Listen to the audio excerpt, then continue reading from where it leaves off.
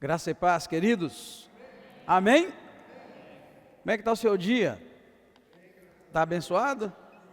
Glória a Deus, aleluia. Louvado seja o nome do Senhor, amém, queridos? É muito bom, queridos, poder estudar a Bíblia Sagrada. E isso que nós fazemos, toda quinta-feira, estudando a Bíblia, capítulo por capítulo. E hoje nós vamos estudar Isaías 41 e Isaías 42.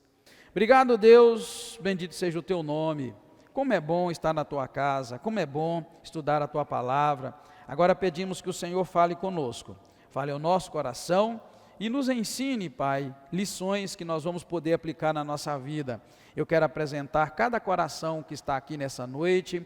O Senhor sabe o que passa nos corações: desânimo, desespero, ansiedade, busca por respostas. Contudo, eu quero pedir que o teu bom Espírito nos guie em toda a verdade.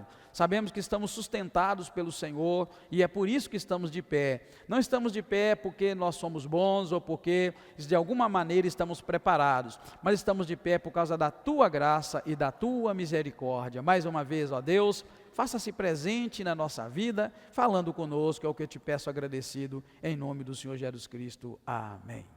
Primeiro, nós vamos começar do versículo 1 ao 4, vendo que Deus está convocando as nações para um julgamento, E ele pergunta: quem é que levanta um conquistador do Oriente, que submete as nações e reis? Então Deus usa aqui mais ou menos, obrigado, irmãos, ele usa um tom meio provocativo. Os irmãos não devem que notaram isso, irmãos? É um tom meio provocativo, perguntando quem é que fez isso e quem é que fez aquilo, meio que criticando a incredulidade, do povo, Ele fala: calai-vos na minha presença, renovem as forças. Ele fala assim: cheguem-se e então falem. Está vendo? Quem suscitou do Oriente um justo, chamando-o em retidão ao seu serviço, E lhe dá as nações, subjuga os reis. Então, assim, ele está aqui, na verdade, irmãos, fazendo uma breve referência, talvez, ao rei Ciro, como Ciro, o rei da Pérsia, que ele usou como instrumento, na verdade, para fazer o juízo dele. A gente sabe pela palavra que não uma nem duas vezes, irmãos, Deus usa o incrédulo para trabalhar para ele. Você sabe disso, Deus levantou Nabucodonosor para trabalhar para Deus, para prestar julgamento. Usou Ciro, então tudo indica que aqui ele está se referindo a Ciro. E ele, com um tom meio de crítica, ele vai falar com o seu povo dessa forma. Depois, o versículo 5 ao 7, o que nós vamos encontrar? Que nesse chamado para as nações, que ele chama as nações para se apresentar para um julgamento, quando as nações percebem o poder de Deus, elas se unem tentando se defender contra Deus, como se funcionasse, irmãos? Eles se unem para se defender contra o que Deus estava dizendo que ia fazer, porém eles fazem o quê? Eles fabricam ídolos, idolatria, imagem de escultura, e convoca uns aos outros para se unirem contra a palavra que Deus havia dito que ele ia fazer. Ou seja, apesar de todo esforço, o que eles vão construir é ídolo. E isso mostra, na verdade, a insegurança e a falta de poder que eles tinham diante de Deus. E a gente encontra isso nos versículos 5 ao 7, ele fala assim: as ilhas veem isso e temem. Olha bem, os filhos da terra tremem, eles aproximam-se e vêm. Aí fala o versículo 6, um ao outro ajuda ao seu companheiro e diz: esforça-te. Olha bem, o artífice anima o ourives, e o que alisa o martelo ao que bate na bigorna, dizendo, da coisa soldada, dizendo que a coisa que o artesão fez, soldou ali, fez um ídolo. Ele fala: boa é. Ou seja, este ídolo que nós fizemos é bom, E então com pregos eles vão e fixam na parede a imagem que eles fizeram. Eu estou acabando de ler isso aqui, irmãos? Até o versículo 7.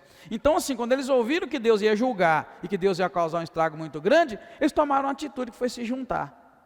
Juntar e foram fazer ídolo para poder combater Deus com as suas imagens de escultura, irmãos. É incrível, E aqui está dizendo que quando o povo viu o julgamento, que Deus ia julgar, eles se uniram, construíram imagem de escultura e pregaram na parede, acreditando que aquelas imagens iam poder livrá-los da mão de Deus, livrar da ira de Deus. É isso que nós encontramos aqui, tá? Então, logo em seguida nós vamos ver, versículo 8 a 10, que Deus agora vai dirigir ao povo dele.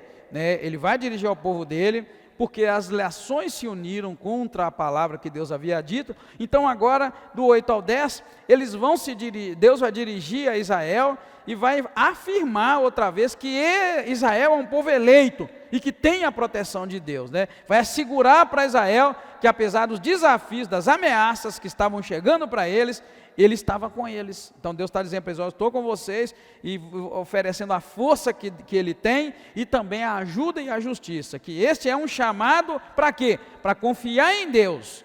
Ou seja, enquanto as nações se uniram criando ídolos, Deus está falando: pode confiar em mim, né? Então aí está um contraste entre a confiança em Deus e a insegurança do povo, das nações, correndo atrás dos seus ídolos. E uma coisa incrível, né? Hoje alguém me mandou uma mensagem muito grande lá, né, em reverência ao dia de hoje, né, e constando que como pode, né, tão pouco conhecimento da Bíblia, né, tão pouco conhecimento. Então, mas enfim, as religiões estão aí para isso, né, irmãos? As religiões estão aí para isso, e a gente está aí por causa do nosso Deus. Mas aqui é um chamado: vale a pena confiar em Deus. Então, irmãos, se você está aqui nessa noite, e está começando a duvidar do poder de Deus, volta para Deus, volta para o Senhor.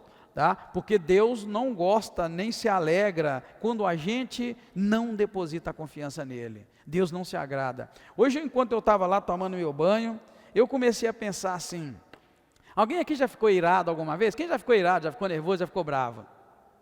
Né? Tem gente que não levantou a mão não, talvez ficou com vergonha, né? Talvez você ficou com vergonha. Mas a Bíblia não fala, irmãos, uma coisa da ira de Deus? Quando Deus fica irado, fica nervoso. Quando você fica nervoso, fica bravo, como é que você fica? Eu passo mal, eu descontrolo. Eu passo mal, irmãos. Eu fico doente quando eu fico nervoso. Doente, eu quero dizer assim, eu quase morro. Eu fico totalmente descontrolado quando eu fico nervoso. Então hoje eu estava lá pensando assim: e a ira de Deus? E quando Deus fica irado? Né? Hein? Você já ouviu dizer várias passagens, né, a ira de Deus, né? Para não provocar a ira de Deus, né, com nossos pecados, nossas idolatrias. Irmãos, o que mais deixa Deus irado é a idolatria. É a gente colocar outro Deus no nível dele, ou tentar comparar, ou colocar o lugar de Deus, o único lugar que só pertence a Deus, colocar um ídolo ou uma idolatria. Isso deixa Deus tremendamente irado, bravo. E aí eu estou querendo que você pense, quando você fica irado, quando você fica nervoso e bravo, e agora imagina o Deus Todo-Poderoso irado e nervoso e bravo, né, irmãos? Toda vez que Deus causou um estrago nessa terra, é porque ele ficou irado, ele ficou nervoso, ele ficou bravo, né? Eu estou usando a palavra bravo, irmãos, mas a gente imagina bravo é um cachorro bravo, né, assim? Mas não é bem, só estou dizendo para você imaginar, como é que Deus ficar bravo. Meu Deus, quem vai subsistir, né? Quem vai resistir se Deus fica irado com alguém, com algum povo, com alguma nação, né? Mas aí a gente encontra então Deus mostrando para nós que o povo de Israel confia nele, pode confiar nele, e mostrando que o desespero das nações, e também nós vamos ver mais para frente, né? Onde é que eles vão chegar, né? As nações vão chegar com essa atitude, né? Do versículo 11 ao 13, nós vamos ver então agora isso que eu disse para você. Quando um povo se levanta contra Deus, eles estão com um problema muito sério. Então nesses versículos, Deus vai prometer a Israel que eles não seriam derrotados, né? E os seus inimigos iam desaparecer, é isso que ele está dizendo. Não vai ninguém mais nem ouvir falar neles, né? Porque Deus estava ali nesse momento irado, né? E aí Deus vai reafirmar o seu papel de protetor, de ajudador de Israel, garantindo que os adversários de Israel seriam reduzidos a nada. E repete essa palavra nada mais de uma vez, para a gente ver, irmãos, que Deus ali estava de fato determinado a proteger e a guardar e a livrar o seu povo. Olha, verso 12: ainda que busque os seus inimigos, não vão achá-los. Olha, os que pelejam contra vocês se tornarão em nada, coisa de nenhum valor, coisa de nenhum valor serão os que guerreiam contra ti, pois eu, Senhor, o teu Deus, que te tomo pela tua mão direita e te diz: não temas, eu te ajudarei. Amém, queridos? Amém? É Deus dizendo para nós, não temas, eu vou te ajudar. Sabe aquela situação, aquele problema insolúvel, aquela caminhada à beira do desespero, aquela caminhada à beira de voltar atrás, de jogar tudo por alto. Deus diz assim para o seu povo Israel, não temas, eu te ajudarei. Amém, querido? Eu vou te ajudar. Mas é preciso se posicionar, irmãos? É preciso se posicionar corretamente diante de Deus. E como o nosso Deus é tremendo, como Deus conhece o meu coração, conhece o seu, como Deus conhece o coração de cada um de nós, Ele também conhecia o coração de Israel. E Ele sabia, irmãos, que Israel era fraco. Israel era um povo frágil, um povo fraco. Jacó era um povo fraquinho. É incrível quando a gente nota que Deus sabe disso, irmão. Deus sabe o nosso limite, Deus sabe até onde a gente pode ir. É por isso que esse versículo vai dizer assim, não temas, ó bichinho de Jacó, ou verme. A minha palavra está verme, mas tem outra tradução que diz bichinho. Não temas, ó bichinho de Jacó, povozinho de Israel. Olha que lindo, irmãos. Deus está falando assim, não tema, verme. O que é um verme? O que é verme? Insignificante, irmão. Todo mundo ignora um verme, não é assim? Até que ele entra para sua barriga dentro. Eu só estou te dizendo que a gente só considera um verme quando esse verme complica. Ninguém nem vê, ninguém nem sabe que existe. É insignificante. Pode ter um verme na alface que você vai comer e você nem vê. Você come ele, Deus te dá resistência, aquilo morre por lá. E Deus aqui está falando, está chamando Jacó de verme. De bichinho, a palavra original é muito para você entender um verme. O que um verme é, igual eu falei para você? Só quando ele está te prejudicando a saúde, que você se dá conta que tem verme, Deus aqui, irmãos, reconhece a fragilidade do seu povo e chama e compara a um bichinho, a um verme. E depois ainda diz, povozinho de Israel. E quando ele fala, não temas, ó bichinho, ó verme de Jacó, porque o povo de Israel nasceu, foi em Jacó, e ele vai depois atribuir à nação, povozinho, chamando Deus de povozinho, irmãos, reconhecendo a fraqueza, mas aqui também Deus está prometendo, tornar esse povinho insignificante, grande e poderoso, capaz de destruir montanhas, que nesse caso simboliza o quê? Montanha é obstáculo grande, tem uma montanha ali, você não vê ninguém rasgando direto aqui para ir lá do outro lado. Então Deus aqui, irmão, está reconhecendo a fragilidade do seu povo. E isso é bom, porque assim eu fico tranquilo sabendo que Deus conhece a minha fragilidade, conhece a sua, assim como Ele reconhecia.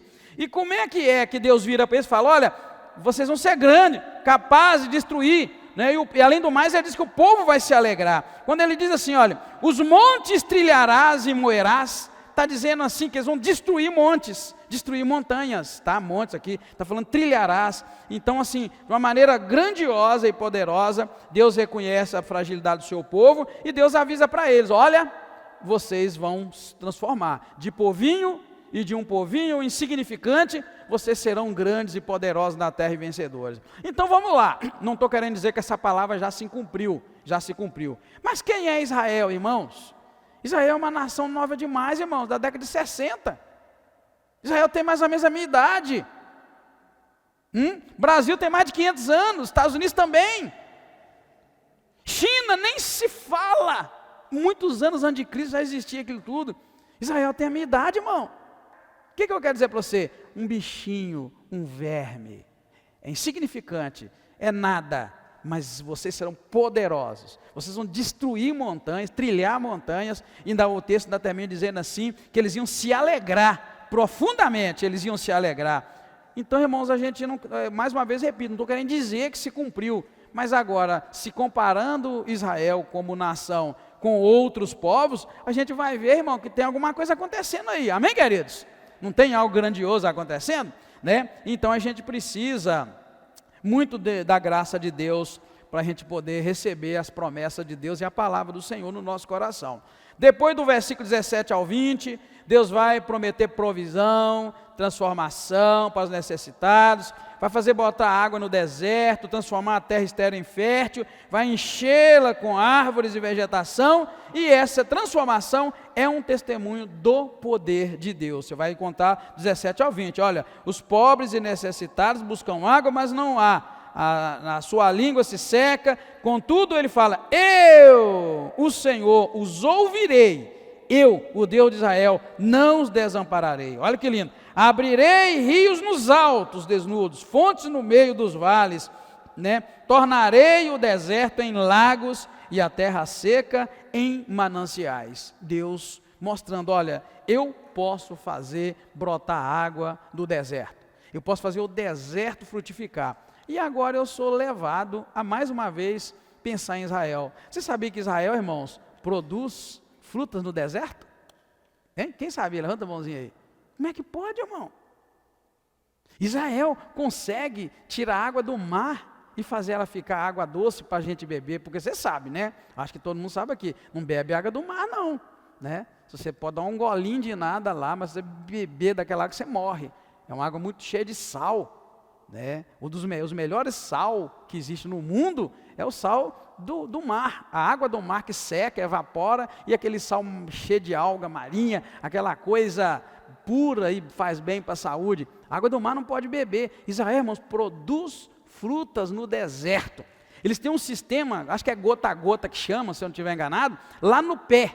Então a planta está aqui, lá no pezinho dela, uma gotinha de água, uma aqui, outra ali, e eles conseguem produzir no deserto. Irmão, não quero dizer, outra vez, não quero aqui ser o cara que está interpretando as profecias e dizendo o que aconteceu. Mas Israel, mais uma vez, é um exemplo de que o deserto produz, quando Deus Todo-Poderoso determina que ele vai produzir. Amém, queridos? Então, se o seu coração é uma terra seca, se você é um deserto, está sentindo um deserto, por que você não recebe essa palavra que Deus diz que Ele faz o deserto produzir? Ele faz lagos e rios no deserto. Aí você pode começar a declarar vitória, irmão, na tua vida. Declarar no teu coração, na tua casa, no teu trabalho, no teu emprego. Está ruim o andamento dos negócios, das coisas? Declara ali a presença do Deus Todo-Poderoso, fazendo o deserto produzir, fazendo o deserto ter água em abundância. Isso é, irmãos, a palavra de Deus através de Isaías, né? Versículo 21 ao 24, Deus vai aqui lançar um desafio para os ídolos, tá, irmãos? Ele começa a desafiar os ídolos das nações a provarem que eles têm poder, né? Poder como? Para predizer o futuro, ou para explicar as coisas passadas. E aí ele vai expor a impotência dos ídolos, afirmando que eles são menos do que nada. Agora Deus está falando, irmãos, que eles são menos do que nada. Lembra lá atrás que ele falou que os inimigos de Israel se tornariam em nada, nada. Agora ele está dizendo aqui que os ídolos são menos do que nada, né? E que escolher servir aos ídolos é uma abominação. É o que eu acabei de dizer, irmãos. O povo de Deus tem que entender, idolatria é abominação. Deus não suporta a idolatria, ele fica muito bravo, ele fica muito irado. E eu às vezes preocupo, que a gente costuma ter muitos ídolos, viu, irmãos, na nossa vida. Então aqui ele vai desafiar, ele fala assim: apresenta a vossa causa, diz o Senhor, trazei as vossas firmes razões, trazei e anunciai-nos as coisas que hão de acontecer, as coisas futuras, está vendo? Anuncia-nos as coisas que já passaram, para que nós consideremos e sabemos o seu fim. Então Deus aqui está desafiando, irmãos, está desafiando, né, o poder dos ídolos. Isso aí é uma coisa muito séria, né? Não deixe que ídolos tomem o teu coração, tá? E muito menos que a dúvida tome o teu coração. Aí agora nós vamos ver, logo no versículo 25 ao 29, Deus prometendo levantar um líder. Deus novamente fala sobre levantar um líder, provavelmente Ciro, provavelmente, né?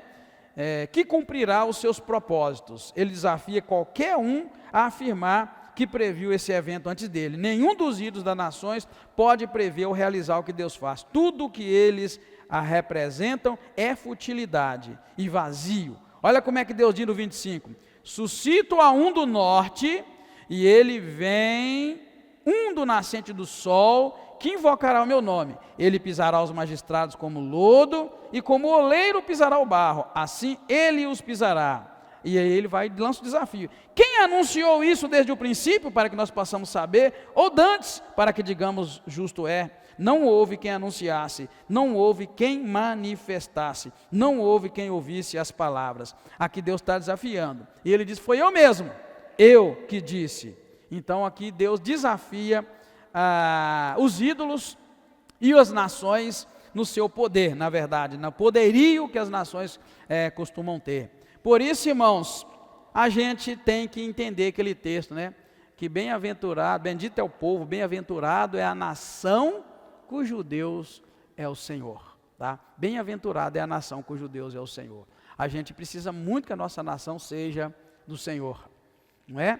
A gente precisa, mas eu fico preocupado, né? Como é que nós vamos querer que Deus seja o Deus da nação, se Ele não for o nosso Deus, né? Se não for o meu Deus, se não for o seu, se não for o Deus da igreja, né? Se Deus não tiver, irmão, no centro das igrejas, dominando e controlando, como é que nós vamos desejar que Deus seja o Deus da nação? É muito complicado, tá, irmãos? É muito complicado. É um sonho, é um delírio, né? É um delírio a gente confiar que Deus vai ser o Deus da nação, se Ele não for o meu Deus, se não for o nosso Deus, né? Se a gente não colocar Deus nos nossos negócios, nas nossas falas, nas nossas conversas, se não colocar Deus em primeiro lugar, nas nossas convivências, se nós ficarmos pensando que Deus será o Deus da nação sem ser o nosso Deus, é muito estranho e contraditório, não é assim? É contraditório. Às vezes a gente pensa que se surgir um líder lá, cheio de fé em Deus, cheio de Deus,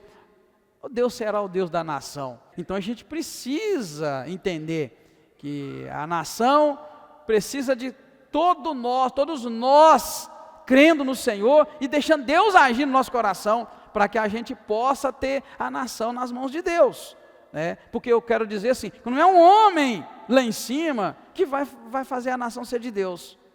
A igreja precisa de Deus, a gente precisa pôr Deus no altar, amém, queridos? Pôr Deus no nosso coração, repito, na nossa convivência diária, em casa, na rua, em todo lugar, Deus precisa ser o nosso Deus, né? E nesse sentido, eu posso te dizer uma coisa, Deus ainda não é o Deus da nação brasileira não, irmãos, ainda não. A gente vê muita maldade, muita criminalidade, a gente vê muita maldade, irmão, sabe onde? Dentro das igrejas. É isso que eu estou dizendo para você. Deus será o Deus da nação quando Ele for o Deus da igreja. É isso que eu queria, resumindo, dizer. Deus será o Deus da nação quando Ele for o Deus da igreja. Mas infelizmente, para muitos de nós e para muitas igrejas, Deus não é Deus. Não é o Deus, não é o Senhor. Ele é um objeto que eu corro quando eu preciso. Quando eu estou com a vida em algum perigo, eu corro lá e Deus está lá. Mas quando tudo está muito bem, eu esqueço de Deus.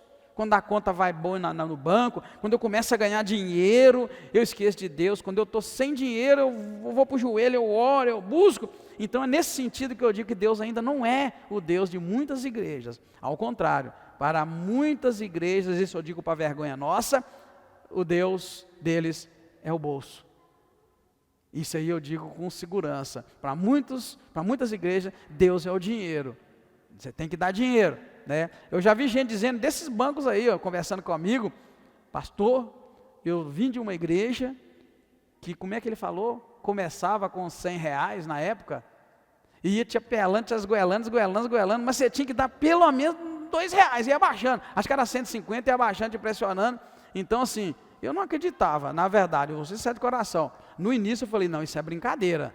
Isso não é verdade, até que eu fui vendo outros dizendo, eu falei, tem um fundo de verdade nisso, né? Assim, é dessa forma, irmãos, que a gente encontra na palavra de Deus, então, Deus aqui desafiando, né, os reinos, desafiando as nações, e dizendo, eu vou levantar um líder, provavelmente o rei da Pérsia, que vai cumprir os meus propósitos, né, e vai desafiar qualquer um, né, que afirmar, né, que previu. Olha, nós vimos isso acontecer. Deus está dizendo aqui, nenhum outro Deus tem o poder e pode prever, né, as coisas, ou mesmo dizer as coisas passadas. Aqui Deus está pondo numa situação que os deuses, os ídolos não sabem nem o passado, e nem não sabem explicar o passado, e muito menos prever o futuro, tá bom? Agora, o 42, nós temos apenas dois blocos de versículos ali, porque ele vai terminar com um cântico de louvor ao Senhor, um cântico muito grande, muito bonito, maravilhoso. Mas o que diz o versículo 1 ao 4 do capítulo 42? Aqui vai ser introduzido o servo do Senhor, tá, irmãos? Diferente do versículo do versículo 25 ao 30 do capítulo anterior, que ele fala assim: suscitarei a um do norte, e ele vem, um do sol, do nascente do sol, que invocará o meu nome. Aqui, irmãos, é referência a um homem, tá? É um homem. Agora aqui não, aqui é a referência, quando diz meu servo, né? O meu servo a quem eu sustento, o meu eleito, de quem se agrada a minha alma, e eu porei o meu espírito sobre ele, e justiça trará às nações. Aqui, irmãos, na verdade, é uma figura que tem um perfil muito específico, como que seria uma pessoa gentil, né? Que não ia clamar, nem levantar sua voz em público, ia ter uma natureza compassiva, e que mesmo assim ele ia cumprir a missão de estabelecer justiça, apesar de ele não gritar, de ele não ser bravo, de ele não demonstrar autoridade, ele ia cumprir e ia estabelecer a justiça. E aqui nesses versículos 1 e 4, muitos estudiosos veem que este servo é uma referência profética a Jesus Cristo, amém? E não está muito fora disso mesmo não, porque até mesmo a minha Bíblia faz questão de trazer a palavra servo de letra maiúscula, indicando que é uma pessoa, é um nome próprio, melhor dizendo, que Deus ali deu um título talvez, está assim, ó, aqui está o meu servo, a quem eu sustento, o meu eleito, de quem se agrada a minha alma. E lembra lá que quando o Espírito Santo desceu sobre Jesus em forma de pombo, ele, né, falou, esse é meu filho amado, né, em quem eu me comprazo. Aqui está dizendo, a minha alma se agrada dele, vou pôr nele o meu espírito, e justiça ele vai trazer às nações. Olha, não clamará, não se exaltará. E olha que lindo, irmãos, tudo isso confere com Jesus, nem vai fazer ouvir sua voz na praça, você não vai gritar. Então isso aqui os estudiosos entendem como uma referência a Jesus Cristo. Aí a gente chama de um texto messiânico, tá? Um texto que faz referência a Jesus muitos anos antes de Jesus nascer, né? Aí nós vamos ver do 5 ao 9, que Deus vai declarar que chamou e protegeu esse seu servo. Esse seu servo, né, ele chamou e protegeu, para ser uma luz para as nações, trazer libertação aos cegos, e nós vamos ver essa mesma palavra mais para frente, do versículo 10 ao 25, que é o cântico, né, vai falar também, olha, 19, quem é cego, senão meu servo, surdo, senão meu mensageiro, a quem envio, né, e quem é cego, como meu amigo, e cego como servo do Senhor, né, então a gente vai ver essa mesma referência, aqui, que ele vai trazer luz para nações, libertar os cegos e cativos, e Deus enfatiza, né, que a sua glória é única e que ele não compartilha a sua glória com os ídolos, irmãos. Olha o versículo 8 que diz assim, eu sou o Senhor, olha bem, este é o meu nome, a minha glória a outrem eu não darei. Ele está se referindo aqui, ele não dá a glória dele para ninguém, para os ídolos principalmente. E aí, irmãos, eu fico muito triste, muito triste. Sabe, irmãos, eu aprendi uma coisa também, com a Bíblia e com Deus. Nada é mais abominação para Deus, irmãos, do que o ídolo. E ele fala que ele não dá a glória dele para ídolo nenhum. E aí eu me preocupo, né, irmãos? Quantas pessoas que atribuem uma cura a um ídolo, né? Quantas pessoas atribuem um bem a um ídolo, né? Sabe disso, né, irmãos? Quando eu vivi na ignorância, quando você vivia na ignorância, a gente não entendia isso, mas hoje Deus nos trouxe para a luz, amém, queridos? Não é? Hoje Ele nos trouxe para a luz, então aqui está dizendo, né, no versículo 8, está falando assim, a minha glória a outro eu não dou, nem o meu louvor, olha bem, como é que está na sua Bíblia o versículo 8? Eu sou o Senhor, este é meu nome, a minha glória a outro eu não darei, nem o meu louvor às imagens de escultura. Quem tem aí quer ler na sua Bíblia, como é que diz, fazendo um favor?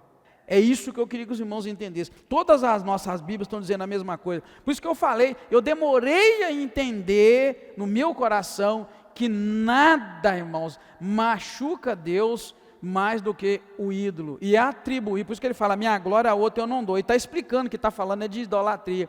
Então, se você tem um parente, meu irmão, se você tem uma parente, se você tem um amigo, um colega, que num dia como o de hoje, a sua fé está lá focada num ídolo, é isso que deixa Deus aborrecido, igual nós vimos aqui. Ele não dá a glória dele para ninguém, para absolutamente ninguém, nem para Paulo, que foi um tremendo apóstolo, também, irmãos, não pode. É isso que eu quero muito que a igreja entenda. Nós não estamos aqui detonando ninguém, mas mostrando a Bíblia. E quando diz aqui que ele não dá a glória, e nem o louvor, né, que igual está na Bíblia da irmã, e nem o louvor dele pode ser dado à imagem, aí você que tem um parente, você que tem um colega de trabalho, um colega de escola, um amigo, primeira coisa que eu peço que você faça, ora muito por essa pessoa, para Deus iluminar o coração e abrir, porque assim como eu vi um dia, e pode ter muitos aqui que um dia não percebiam isso e passou a perceber, pelo Espírito Santo de Deus, irmãos, é a única maneira. Nem adianta você chegar perto, irmão, lá, não faz isso não, não faz não. Tem gente que chega perto, se você não largar isso, você vai para o inferno. Não faz isso não, irmão.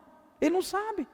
Só agora que nós vimos. Só agora que o Espírito Santo de Deus iluminou e mostrou isso para nós. Talvez você já estava nessa igreja há muitos anos e não tinha notado isso aqui, olha, que Deus estava dizendo, olha, eu sou o Senhor, esse é meu nome, a minha glória eu não dou para outro, e nem o meu louvor para as imagens de escultura.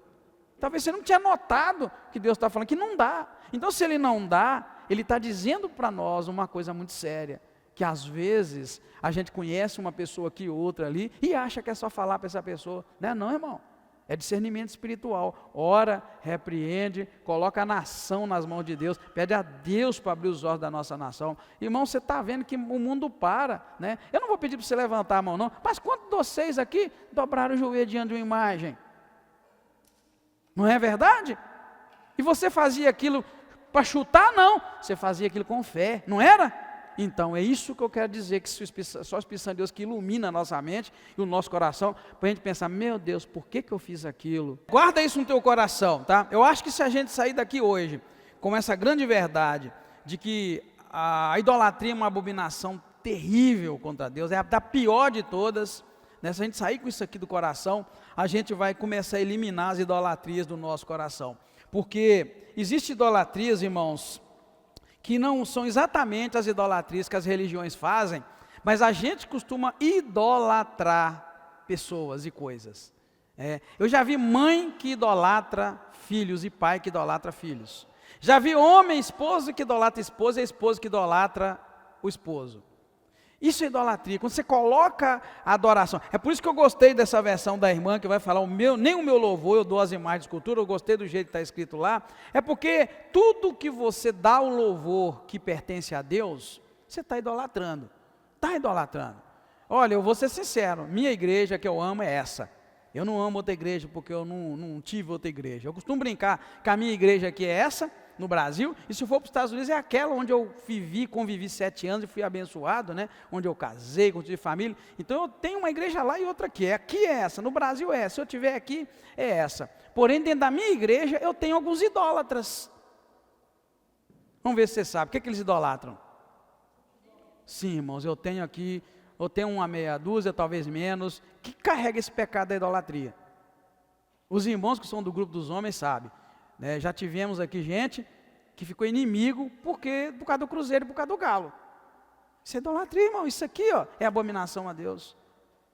Isso. Então, eu quero muito deixar claro para os irmãos, se você for idolatrar alguém, idolatra só Deus. Não pode ter outro. Porque às vezes você pensa lá no santo daquela igreja, mas não brinca com o teu time não, que você é Deus. Seu time é um Deus. O Galo, o Cruzeiro, irmão, eu tinha aqui muito mais, mas glória a Deus, Deus está abrindo o coração. Pastor, então eu tenho que largar meu time? Se for idolatria, você tem que largar. O que Jesus ensinou lá? Se o teu olho te faz pecar, para você fazer o quê? Tá? Não é para você ir lá e arrancar o olho, ele está falando assim, olha, se esse teu olho é problema, isola ele, elimina ele. É isso que Deus está dizendo, no teu coração elimina, faz de conta que você não tem esse olho, porque se você tiver, é melhor você entrar no reino de Deus sem um olho, sem um braço, do que por causa de ter um olho e ter um braço ficar. O que Deus está falando para a gente? Daquilo que eu preguei no domingo passado sobre separação. Aliás, eu recebi uma mensagem, uns 5 áudios de alguém que falou que aquela palavra foi cacetada na vida dele. Eu fiquei muito feliz, apesar que eu esqueci de dar resposta para essa irmã, eu quero dar. Essa pessoa falou que quando eu abri a boca aqui, Deus começou a me usar para falar sobre a necromancia. Lembra que eu falei sobre isso? Sobre aquela pessoa que vai no Facebook, papai, hoje está fazendo 2 anos que o senhor foi. Eu falei, vocês estão falando com morto, você lembra? Teve uma irmã que falou, pastor, vou deixar minha mãezinha em paz, a partir de domingo Deus me libertou. Ou seja, a pessoa estava na igreja e praticava um pecado, né? Que era aquele de falar com o morto.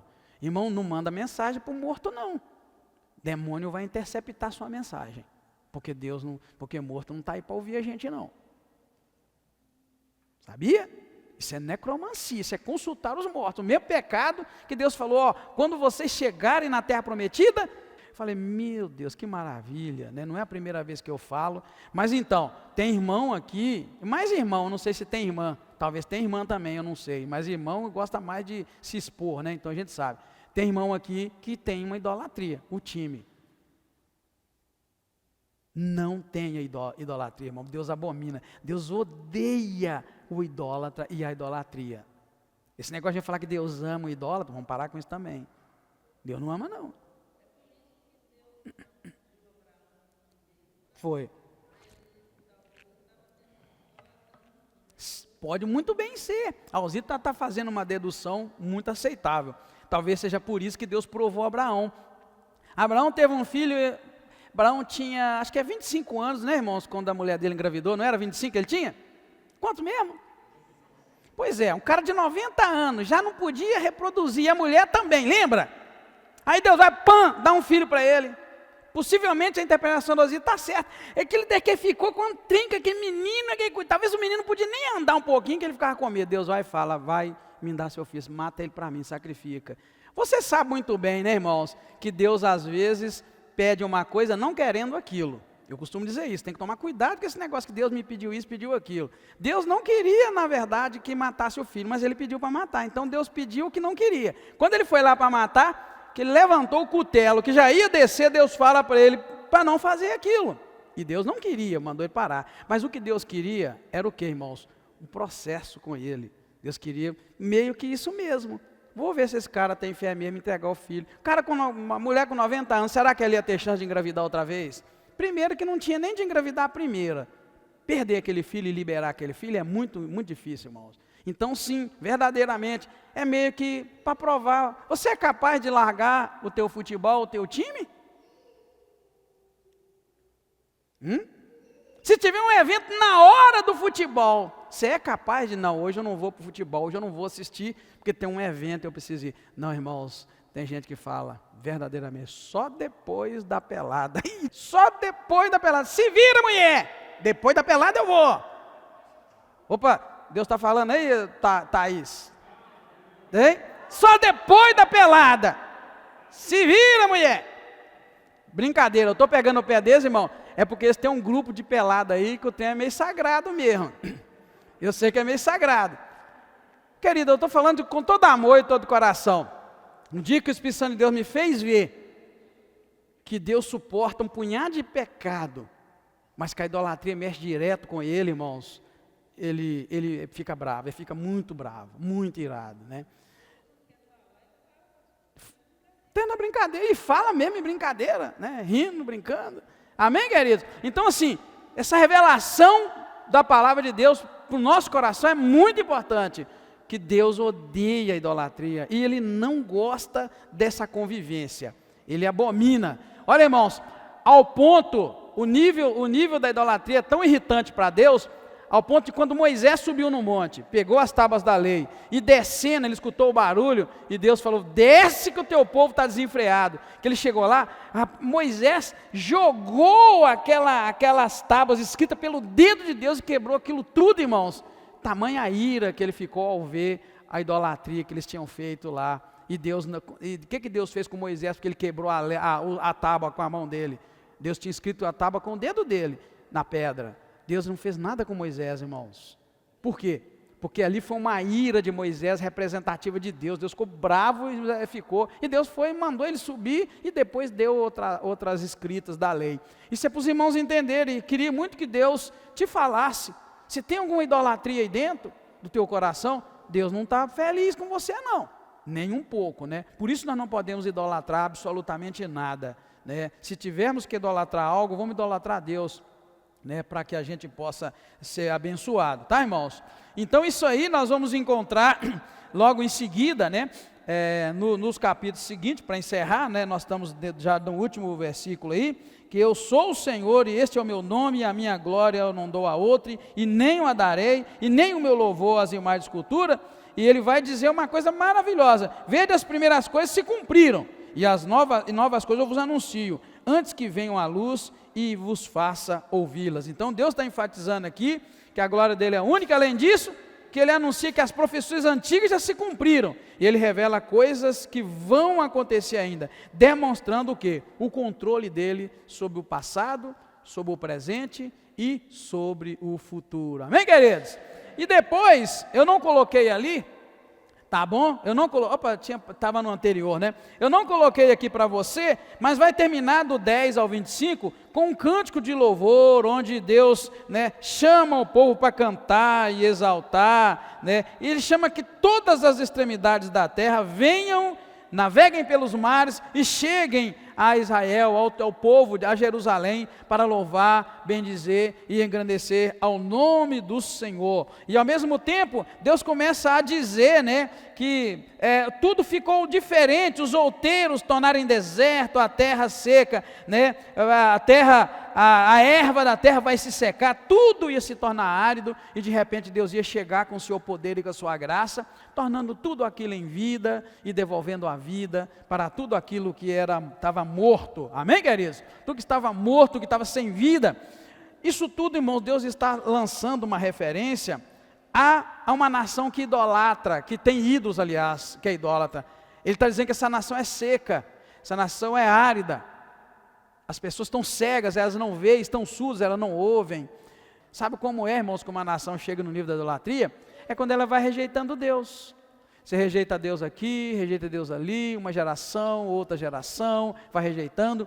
A Europa foi uma região, irmãos, que produziu grandes evangelistas que foi para o mundo afora. Grandes avivamentos aconteceram na Europa. Como está a Europa hoje com relação a Deus e ao Evangelho? Hein? Como é que está? Irmão, não tem mais nada, absolutamente mais nada. É isso que acontece, não é de uma vez, irmão. É por isso que o nosso coração tem que arder. Ontem no culto de oração, eu estava orando aqui, Deus falou comigo, e eu falei para vocês, cuidado com as novidades, não corra atrás de novidade. E tudo é a mesma coisa. Dobra o teu joelho todos os dias e ora, clama a Deus todos os dias, lê a tua Bíblia, cultua a Deus e busca a face de Deus. Não invente moda, porque uma estratégia do inimigo é a gente enjoar da vida e criar criar no coração que é tudo monótono, é repetitivo, tudo é a mesma coisa, e a gente vai distanciando da fé e distanciando de Deus. Quando você estiver para dormir, e se você, meu Deus, esqueci de fazer minha oração, irmão, faz uma forcinha, irmã, faz uma forcinha. Você não aguentar levantar da tua cama de tão cansado, ali mesmo, levante o teu coração e fale com Deus. Amém, querido? Nem vou dizer para você levantar, porque pode ter um dia que você está exausto, está arrebentado. Quando você bater na cama, eu esqueci de orar. Irmão, naquela mesma hora, fale com Deus, faça uma oração. Pode dormir orando, Deus não vai importar. Você sabe aquela oração que você começa e você nem sabe quando termina? Eu já fiz várias dessas, sabe? De tão cansado. Eu falo para vocês, eu já falei, eu trabalhava 12, 14 horas nos Estados Unidos, irmão. E lá o pastor era bruto, não era igual o pastor de Gá, não. Lá eu era obrigado a estar na igreja todo culto. Eu era o primeiro a sair, dos últimos a sair. A Ana Silva arrumava a Daniela, mas a Raquel, e enchia de coberta, porque estava cheio de neve, cheio de gelo. E a gente ia para a igreja. O pastor não me liberava e não deixava mesmo. Tinha que ir para a igreja. E eu estava lá agarrado. E eu ia para casa, trabalhava até 2 da manhã, 6 horas eu estava acordado, 7 anos nesse batente, e eu ia orar, quando eu às vezes, meu Deus, eu esqueci de orar, gelado, a casa gelada, tudo gelado lá fora, gelo dessa altura, eu fechava meu olho e orava, e eu não lembro como eu terminava a oração, porque eu dormia, tá, irmão? Eu dormia. É isso que eu quero que você faça. No dia que você estiver cansado, arrebentado, clama a Deus e faça a tua oração. Amém, querido? Porque é essas coisas que a gente vai deixando e vai nos afastando da presença de Deus. E aí quando a gente assusta, irmão, já era. Para concluir, esses 2 capítulos ressaltam a fidelidade de Deus para com Israel, fala muito da soberania sobre todas as coisas e vai culminar em promessa de justiça e redenção através do seu servo. E esse servo nós sabemos aqui que é o Messias, que é Jesus. E de fato, quando o Senhor reinar, vier na sua glória, como vai ser maravilhoso, e os santos vão reinar com ele em glória. Amém? Obrigado por ter vindo. Deus abençoe o seu coração, guarda a palavra no teu coração, para você não pecar contra Deus. Amém, queridos? Podemos orar? Vamos orar e vamos agradecer a Deus.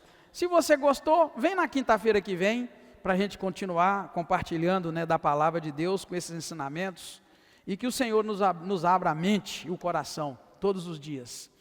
Querido Deus, eu te agradeço mais uma vez por esta noite, pela tua palavra, e pelo desafio que é te servir, ó Deus, com sinceridade.